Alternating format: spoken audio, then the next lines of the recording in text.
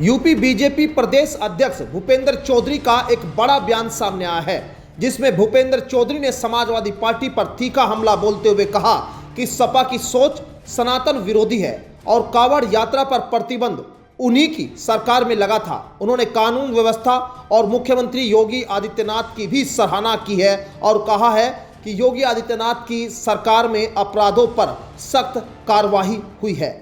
Samajwadi party का हमेशा हिंदुओं के जो तीज त्योहार पर्व हैं उन पर वो प्रश्न उठाते रहे और जिस प्रकार से कांवड़ यात्रा की बात चल रही है,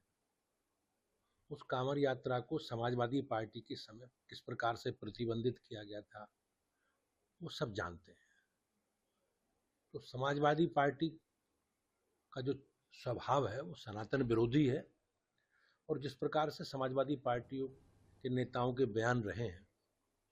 चाहे हमारे धार्मिक ग्रंथों के बारे में हो, चाहे साधु संतों के बारे में हो, समाजवादी पार्टी का इतिहास रहा है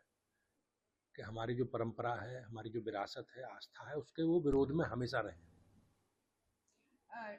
जो लॉ एंड ऑर्डर को लेकर भी जो है समाजवादी लगातार सवाल उठा रही है। सीएम ने भी समीक्षा की है, डैशबोर्ड पर उन्होंने जो है जिलों को नापा है। माननीय मुख्यमंत्री जी के नेतृत्व में हमेशा उत्तर प्रदेश ने पिछले 7-8 वर्षों में लॉ एंड ऑर्डर पर बहुत अच्छा काम किया है और आज योगी जी के कानून के राज की मॉडल की चर्चा पूरे देश भर में, दुनिया भर में होती है। आज अपराध न्यूनतम स्तर पर है और सरकार ने जिस प्रकार से अपराधियों को चिन्हित करके उनके खिलाफ विधि सम्मत कार्रवाई की है, उसका मैसेज देश में है और निश्चित रूप से अपराधियों में एक भय का माहौल उत्तर प्रदेश में आज बना हुआ है। राहुल गांधी ने कल कहा है कि मेरे जीजा जी, उन्होंने खासतौर पर जीजा जी पर बहुत जोर दिया है कि जीजा जी को 10 साल से जो भाजपा है वो परेशान करी, सरकार परेशान कर रही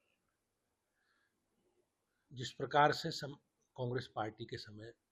यूपीए की सरकार के समय घोटाले हुए, उनके घोटालों की जांच एजेंसियां कर रही हैं, उसमें उनका नाम भी है, लेकिन सरकार एक विधि सम्मत व्यवस्था के साथ आगे बढ़ रही है और माननीय प्रधानमंत्री जी का ये संकल्प है कि जिन्होंने अनैतिक काम किए हैं उन सारे कामों पर सरकार जांच जो एजेंसी कर रही है उनके खिलाफ निश्चित रूप से कार्रवाई की जाएगी। अगर कोई दोषी नहीं है, इन्होंने कोई गलत काम किया नहीं, तो उन्हें घबराने की जरूरत नहीं है। देश में, राज्य में कानून का राज है, चाहे वो राहुल गांधी की जीजा जी, हाँ कोई भी हो, बगैर किसी भेदभाव के हमारी सरकारें काम कर रही हैं। और आज जिस प्रकार से आपने देखा होगा, बड़े बड़े घोटाले यूपीए की सरकार के समय हुए हैं और माननीय न्यायालय के आदेश पर हुए हैं और राहुल गांधी जी के परिवार भी अनेकों मामलों में आपने देखा होगा आज बेल पर है,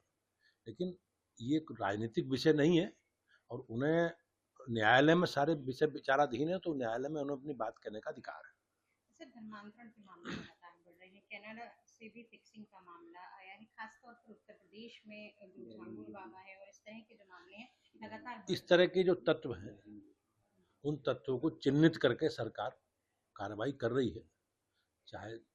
झंगुर हो या इस प्रकार के जो भी तत्व हैं जो समाज में एक अनिश्चितता का वातावरण पैदा करके समाज में धर्मांतरण के एक अभियान में लगे हैं।